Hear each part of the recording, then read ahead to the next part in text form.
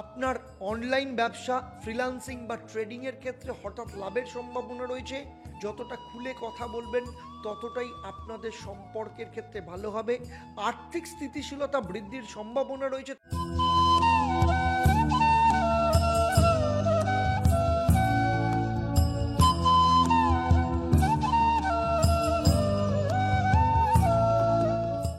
ওম নমঃ শিবায়, হর হর মহাদেব, ওম ত্বং হি তারামা। নমস্কার, আমি অ্যাস্ট্রো পণ্ডিত দেবদত্ত, অ্যাস্ট্রোনমা আচার্য দেবদত্ত ফেসবুক পেজ এবং ইউটিউব চ্যানেলে আপনাদের সবাইকে স্বাগত জানাই। আজ আমি আপনাদের সাথে আলোচনা করতে চলেছি মে রাশির জাতক জাতিকাদের ক্ষেত্রে মে মাসের বিস্তারিতভাবে রাশিফল, গ্রহ নক্ষত্রের গোচর এবং গ্রহদের দৃষ্টির ওপর নির্ভর করে। আর এই রাশিফল অনুসারে আপনারা জানতে পারবেন আপনাদের শরীর স্বাস্থ্য, অর্থ, পারিবারিক অবস্থা, সন্তান, প্রেম, শিক্ষা, চাকরি, বিবাহ, দাম্পত্য জীবন, ব্যবসা, প্রত্যেকটা বিষয় নিয়ে বিস্তারিতভাবে আমি আলোচনা করব এবং সেই সাথে থাকবে আপনাদের জন্য মহা উপায় কী থাকবে এবং কোন শুভ রং আপনারা ব্যবহার করবেন যাতে আপনারা আপনাদের সফলতাকে আরও বেশিভাবে কাজে লাগাতে পারবেন। আমার এই আলোচনা আপনাদের জন্মরাশি এবং বর্তমানে যে গ্রহদের গোচর তার উপর ভিত্তি করে। যারা প্রথমবার আমার চ্যানেলে এসছেন অবশ্যই চ্যানেলটাকে সাবস্ক্রাইব করার সাথে সাথে নোটিফিকেশান বেল আইকনটাকে প্রেস করে রাখবেন। আর যারা ফেসবুক পেজে দেখছেন অবশ্যই পেজটাকে লাইক এবং ফলো করতে ভুলবেন না। এবারে দেখে নেব যে মে মাস যখন শুরু হচ্ছে তখন মীন রাশি সাপেক্ষে নবগ্রহের অবস্থান কেমন থাকে।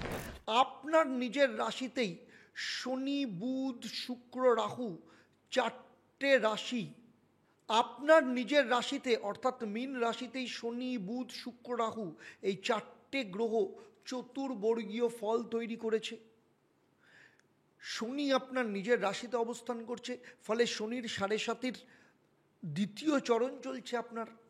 রবি আপনার অর্থস্থান মেষ রাশিতে তুঙ্গস্থ অবস্থায় রয়েছে, বৃহস্পতি তৃতীয় স্থানে রয়েছে, মঙ্গল পঞ্চম স্থানে নিচস্থ অবস্থায় রয়েছে এবং সপ্তম স্থানে কেতু অবস্থান করছে। বৃহস্পতি 14 তারিখে আপনার তৃতীয় স্থান থেকে চতুর্থ স্থানে গোচর করবে এবং শনি সারা বছরই আপনার নিজের রাশিতে অবস্থান করছে, সেখানেই থাকবে, শনি 7.5 করে রয়েছে। রাহু এবং কেতু 18 তারিখে আপনার দ্বাদশ স্থান এবং ষষ্ঠ স্থানে গোচর করবে এবং 18 বছর বাদে আপনার ষষ্ঠ স্থান এবং দ্বাদশ স্থানে গোচর করছে। এই মাসের গ্রহদের পরিবর্তনের ক্ষেত্রে প্রথম পরিবর্তন হচ্ছে বুধ আপনার দ্বিতীয় স্থানে মেষ রাশিতে প্রবেশ করবে 7 তারিখ। এরপরের যে পরিবর্তনটা সেটা শুধু মে মাসের জন্য নয়, এই বছরের সবথেকে বড় পরিবর্তন হচ্ছে সেটা হচ্ছে 14 তারিখে।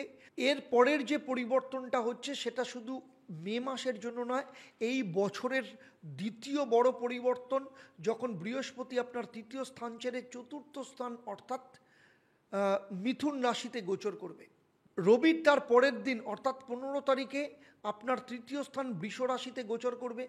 আর 18 বছর বাদে 18ই মে রাহু আপনার দ্বাদশ স্থানে গোচর করছে এবং কেতু আপনার ষষ্ঠ স্থানে গোচর করছে এবং রাহু কেতুর এই গোচর 18 মাস বাদে হচ্ছে। আবার বুধ 23 তারিখে মেষ রাশি ত্যাগ করে বৃষ রাশিতে গোচর করবে। 31 তারিখে শুক্র আপনার দ্বিতীয় স্থানে অবস্থান করবে আর মঙ্গল সারা বছর আপনার পঞ্চম স্থানেই অবস্থান করবে। এর ওপর ভিত্তি করে এবার আমি আলোচনা করব আপনার লাইফের সেক্টর ওয়াইজ মে মাসে কি কি ফল নিয়ে আসতে চলেছে। প্রথমেই আসব শরীর স্বাস্থ্যের ব্যাপারে। শরীর স্বাস্থ্য অর্থাৎ প্রথম ভাব, কারণ প্রথম ভাব মানে হচ্ছে লগ্ন ভাব, লগ্ন মানে আপনি নিজে, রাশি হচ্ছে মনের কারক ভাব, আর ষষ্ঠ স্থান হচ্ছে রোগের প্রকৃতি, রোগের কারণকে নির্দেশ করে। দ্বাদশ স্থান হসপিটালাইজেশন এবং রোগ মুক্তির স্থান বলা হয়। যেহেতু শনির 7.5 দ্বিতীয় চরণ চলছে তাই মে মাসে শনি আপনার নিজের রাশিতেই অবস্থান করছে, ফলে শারীরিক এবং মানসিক দিক থেকে কিছুটা চাপ আপনি অনুভব করবেন।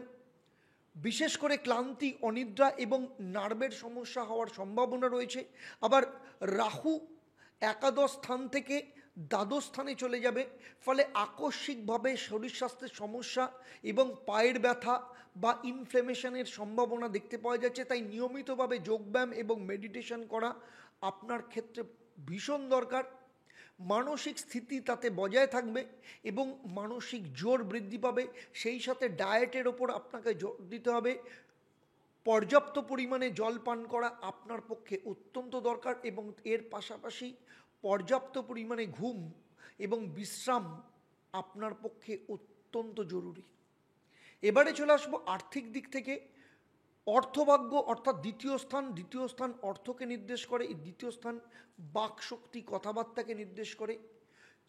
বৃহস্পতি চতুর্থভাবে গোচর করবে 14 তারিখ, ফলে আর্থিক স্থিতিশীলতা বৃদ্ধির সম্ভাবনা রয়েছে। তবে রাহু যখন দ্বাদশ স্থানে গোচর করবে সেই সময় কিন্তু আপনার আকস্মিক আয় বৃদ্ধির সাথে সাথে খরচের পরিমাণও বাড়তে পারে। তাই মে মাসে আপনাকে বিনিয়োগের ক্ষেত্রে যথেষ্ট সতর্কতা অবলম্বন করতে হবে এবং যথেষ্ট রিসার্চ করে, ভাবনা চিন্তা করে, তারপর বিশেষজ্ঞের পরামর্শ নিয়ে তারপর কিন্তু ইনভেস্টমেন্টের ব্যাপারে আপনাকে কিন্তু সিদ্ধান্ত নিতে হবে। এবং এর পাশাপাশি অপ্রয়োজনীয় খরচ কমিয়ে দিন। শনি 7.5 চলছে, শনি দেব কিন্তু লাক্সারি পছন্দ করেন না, তার বদলে সঞ্চয়ের ওপর মন দিন, আপনার আর্থিক স্থিতিশীলতা বৃদ্ধিতে সাহায্য করবে। আপনাদের জন্য বিশেষ ঘোষণা, সামনে ফলহারিণী অমাবস্যা আসছে। যারা ফলহারিণী অমাবস্যার মহাযজ্ঞে যারা অংশগ্রহণ করতে চান বা ফলহারিণী অমাবস্যা উপলক্ষে যারা কাজ করাতে চাইছেন, প্রতিকার প্রতিবিধান করাতে চাইছেন, অবশ্যই কিন্তু আপনারা নিচের যে নাম্বার এবং ডেসক্রিপশানে যে নাম্বার সেখানে আপনারা যোগাযোগ করতে পারেন। কারণ ফলহারিণী অমাবস্যায় কিন্তু মহাযজ্ঞ হতে চলেছে। প্রতিকার প্রতিবিধানের জন্য এখন থেকেই আপনারা কিন্তু যোগাযোগ করতে পারেন। এবং সেই সাথে যারা ফলহারিণী অমাবস্যায় যারা মহাযজ্ঞে সামিল হতে চান তারাও কিন্তু আপনারা আপনাদের নাম নথিভুক্ত করতে পারেন এবং ফোন করে ডিটেলসটা আপনারা জেনে নিতে পারেন। আর যারা আমাকে সরাসরি আমার সাথে যোগাযোগ করতে চাইছেন, আমার সাথে কনসাল্ট করাতে চাইছেন অনলাইনে কিংবা চেম্বারে, তারাও কিন্তু নিচের দেওয়া নাম্বারে বা ডেসক্রিপশনের নাম্বারে আপনারা যোগাযোগ করতে পারেন। এরপরে চলে আসবো পারিবারিক ক্ষেত্র। পারিবারিক ক্ষেত্র অর্থাৎ চতুর্থ স্থান পরিবারকে নির্দেশ করে।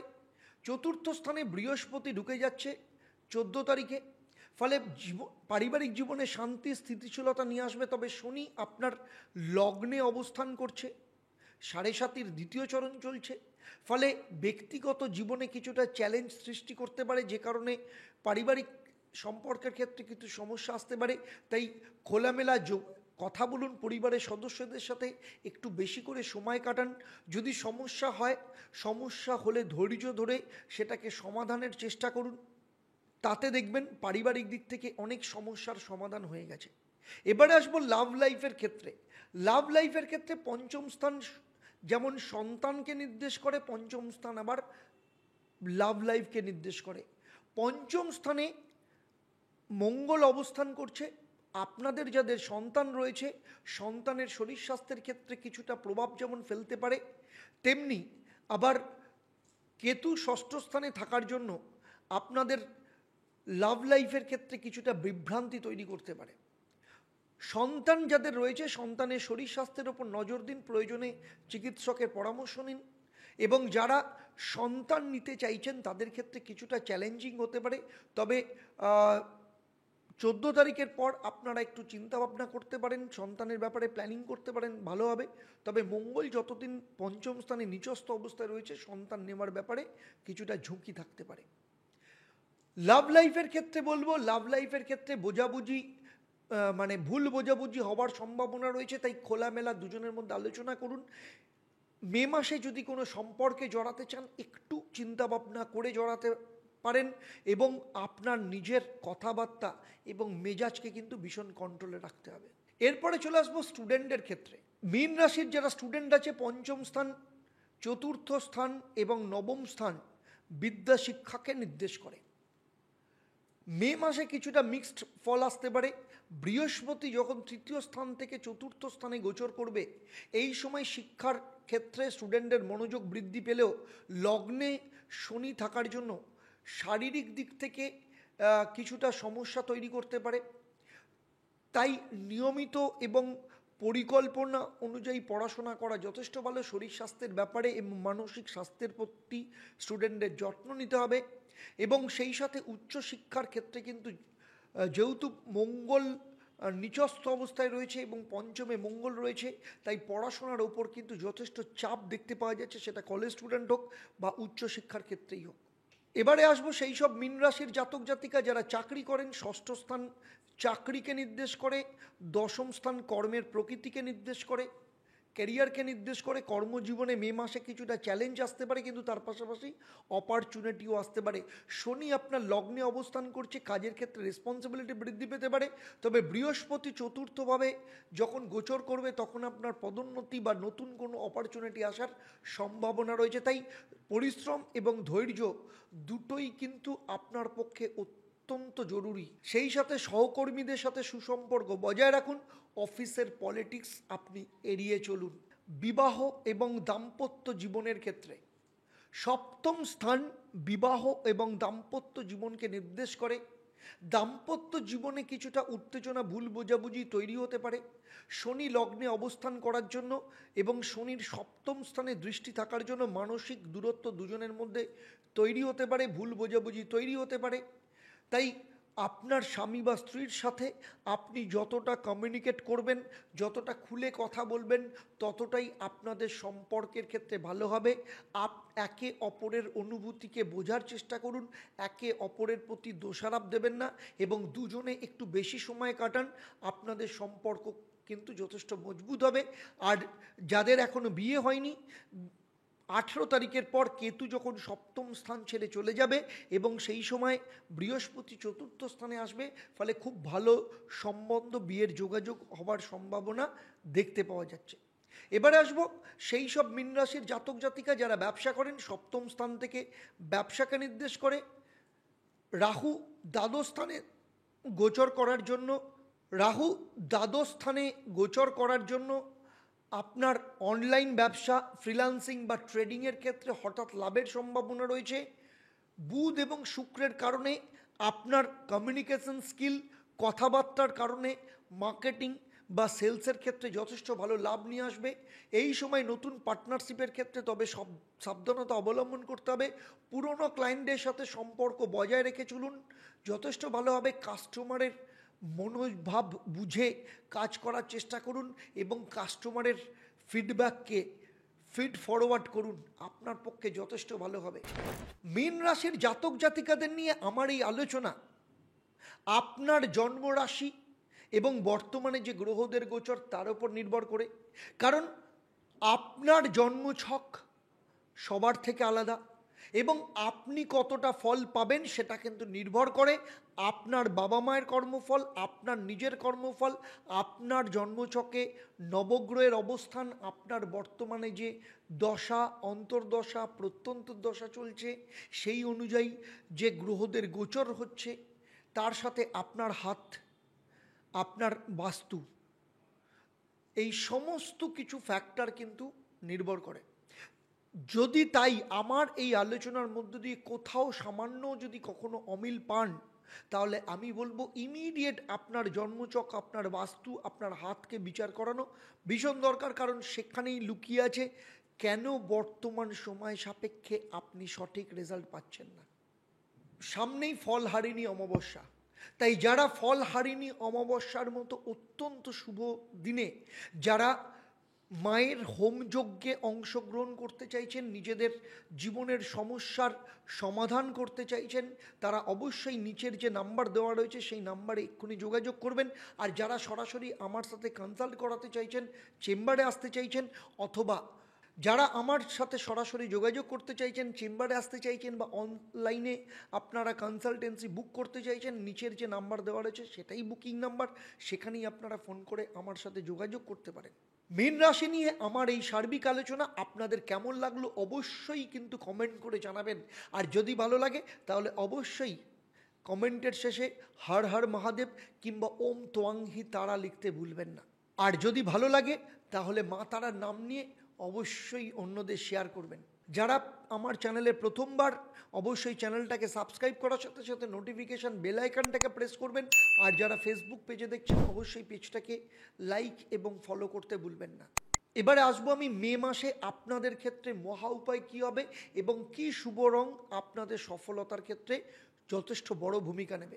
প্রত্যেক দিন সকাল 7টা থেকে 8টার মধ্যে দুধ দিয়ে মা লক্ষ্মীর পুজো দেবেন এবং সেই সাথে হালকা সবুজ ক্রিম এবং সাদা রং আপনার ক্ষেত্রে অত্যন্ত শুভ রং এই মে মাসে হবে, যেটা আপনার সফলতার ক্ষেত্রে অন্যতম চাবিকাঠি হবে।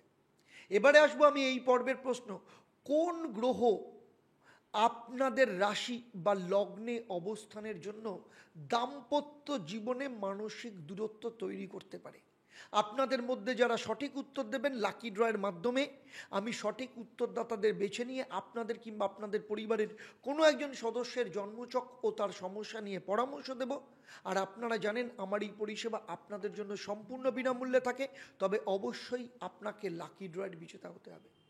আর আপনি যদি লাকি ড্রয়ের বিজেতা হন তাহলে যেখানে আপনি কমেন্ট করছেন সেখানেই আপনি জানতে পারবেন। আর লাকি ড্রয়ের যদি বিজেতা হন তাহলে প্রত্যেক শনি মঙ্গলবার সন্ধ্যে 6:30 এবং বৃহস্পতিবার দুপুর 12টায় আমার যে লাইভ ফোন ইন অনুষ্ঠান হয় সেখানে সরাসরি আমার সাথে কথা বলার সুযোগ পাবেন।